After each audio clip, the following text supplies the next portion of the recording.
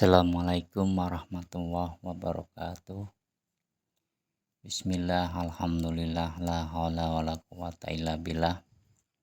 Amma ba'du, saudaraku yang berbahagia dimanapun Anda berada. Pada kali ini saya akan menyampaikan dengan tema bahagia itu indah. Nah, ini kita akan bahas bagaimana kebahagiaan itu, apa kebahagiaan itu ya. Nah, setiap manusia itu pasti menginginkan yang namanya bahagia ya. Ada kalanya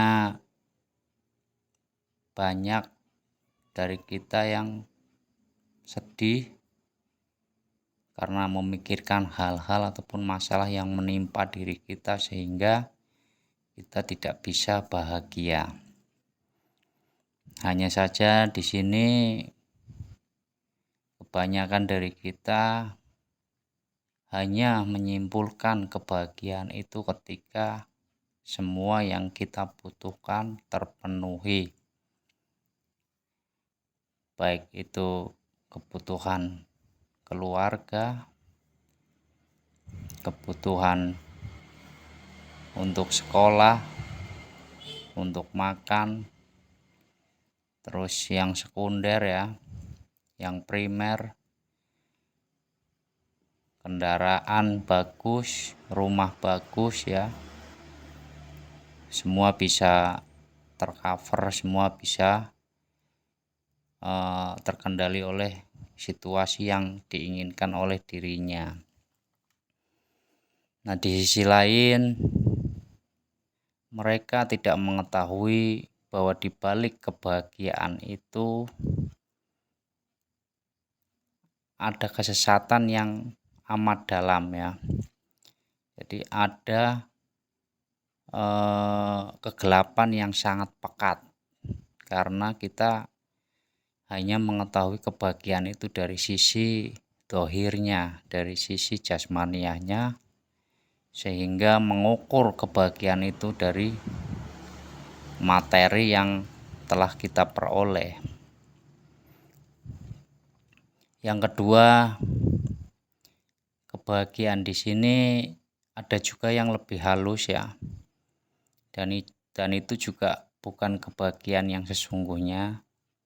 Kebahagiaan ini lebih halus, bahkan kita tidak mendeteksi bahwa itu adalah sesuatu yang semu, sesuatu yang bukan sesungguhnya. Nah, apa itu gitu? Di dalam beribadah, ketika kita di situ menanamkan satu kebanggaan bahwa inilah saya, inilah aku, maka kebahagiaan itu akan menjadi kegelapan yang sangat pekat, hitam pekat, sehingga cahaya lorong kebahagiaan sesungguhnya itu tertutup ya. Nah, lantas bagaimana untuk menempuh kebahagiaan yang sebenarnya? Bagaimana agar menempuh kebahagiaan yang sangat indah yang kita idam-idamkan, yang akan kita nanti-nantikan? Bagaimana kebahagiaan yang sesungguhnya itu? Nah, saudaraku yang berbahagia dimanapun kalian berada ya.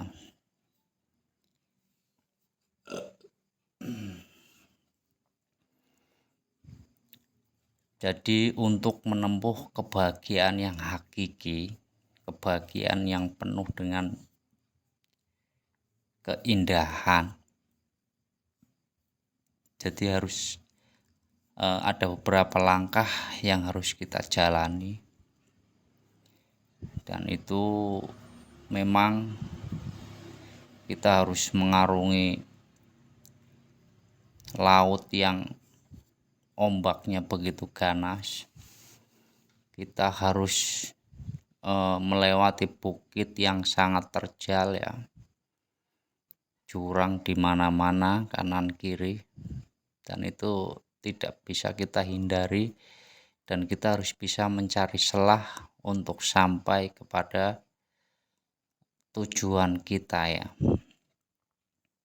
Nah, langkah apa yang harus kita lakukan? Yang pertama,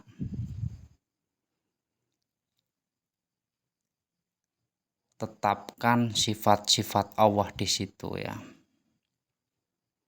Jadi harus bisa menetapkan sifat Allah, baik sifat keindahannya, baik di situ ada Ar-Rahman Ar-Rahimnya, kebijaksanaannya. Nah, nanti dari situ kita akan bisa meraih yang namanya sabar, yang namanya ikhlas ya. Nah, menempuh jalan yang sangat terjal itu memang dibutuhkan satu kesabaran, dan kesabaran ataupun kekuatan itu tentunya bukan dari kekuatan kita sendiri, melainkan harus menggunakan yang punya kekuatan itu sendiri, yaitu Allah. Nah, apabila kita menempuh jalan yang terjal, jalan yang amat banyak rintangan ya, kalau kita menggunakan kekuatan kita sendiri, kita tidak akan pernah sampai pada titik yang kita inginkan. Kita tidak akan pernah sampai kepada tujuan yang kita inginkan ya. Nah, kembali lagi bahwasanya kekuatan Allah inilah yang bisa menuntun seorang manusia gitu, seorang hamba untuk mencapai kepada kebahagiaan itu. Nah, sebetulnya apa kebahagiaan sesungguhnya itu? Ya, kebahagiaan sesungguhnya itu adalah ketika kita itu sudah berada pada zona musyahadah, di mana di situ hanya ada Allah semata. Nah, ini juga yang dinamakan pertemuan ya. Mi'raj, benar-benar sudah bertemu dengan yang hidup, bertemu dengan yang tunggal. Jadi di dalamnya sudah tidak ada dualitas lagi ya. Sudah tidak ada sekutunya lagi, melainkan murni di situ hanya ada Allah. Nah, makanya ketika kita menetapkan Allah sebagai yang punya kekuatan, artinya ketika dohir ini, lahir ini ditempatkan dalam keadaan yang susah, ekonomi yang sangat-sangat kurang mampu ya, ekonominya digolongkan sebagai ya sangat menengah, bukan menengah ke bawah lagi, memang benar-benar miskin lah gitu, dikatakan sebagai orang yang tidak punya, terus utang di mana-mana kasarnya gitu, terus permasalahan keluarga terus datang.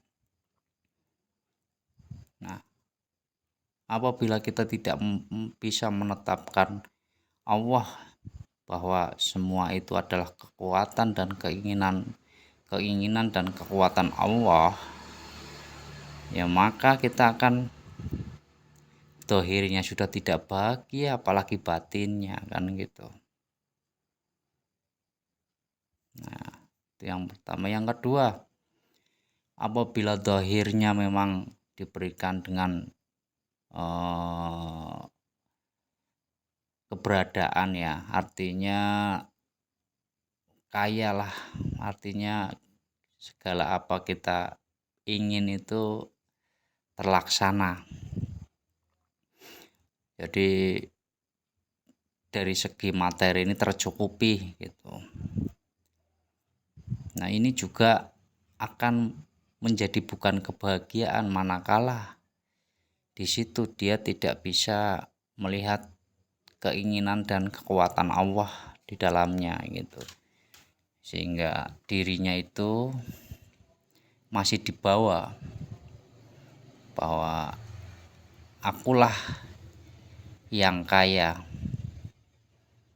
Kekayaan ini dari hasil kerja kerasku gitu. Nah, ini sebenarnya kebahagiaan yang sangat menipu dan membuat hati sangat gelap pekat, hitam, tak bercahaya sama sekali ini ya.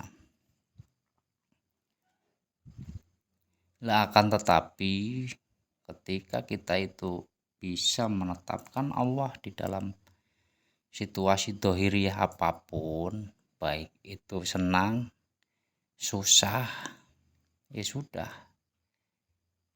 Di situ sudah tidak melihat susah senangnya secara lahiriah. Walaupun lahiriahnya ini susah, banyak masalah, sejatinya kita itu sudah mendapatkan kemerdekaan. Kita itu sudah mendapatkan kebahagiaan yang sebenar bahagia. Karena apa? Di dalam diri kita itu sudah mutlak tajalli Allah. Apa yang Allah inginkan melalui zahir ini, ya kita hanya bisa manut, kita hanya bisa mengikuti alur Allah itu sendiri. Kita tidak bisa melawan. Ini murni keinginan Allah. Memang saya ditempatkan pada zona yang sangat berkekurangan gitu, secara baik secara materi ataupun apa-apa ya, serba kekurangan dan banyak masalah. Tapi walaupun dohirnya itu banyak masalah, banyak kekurangan, tapi sejatinya dia sudah mendapatkan kebahagiaan yang sangat hakiki gitu. Nah, ya. Nah, apalagi yang zahirnya ini memang sudah kaya, segalanya tercukupi.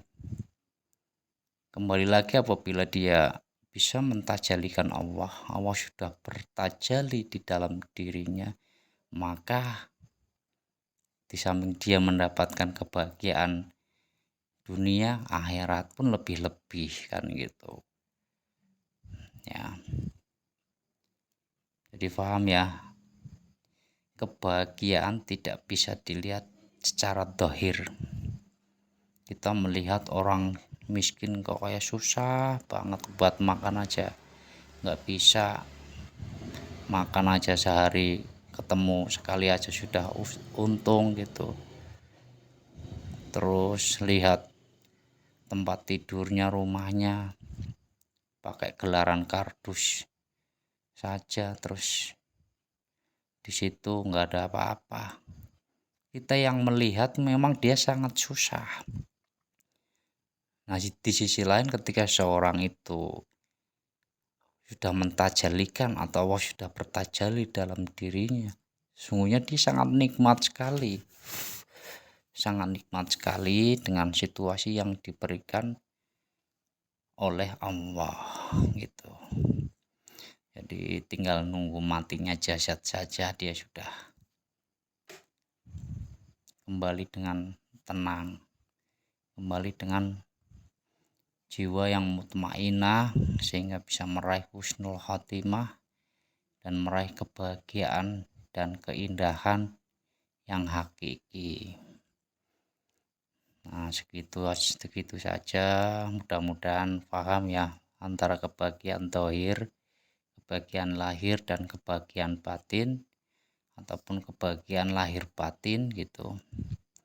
Nah, ini harus bisa kita pilah-pilah. Semoga kita semua bisa diberikan kefahaman ya untuk meraih kebahagiaan yang hakiki. Amin ya rabbal alamin. Demikian, mohon maaf. Wassalamualaikum warahmatullahi wabarakatuh.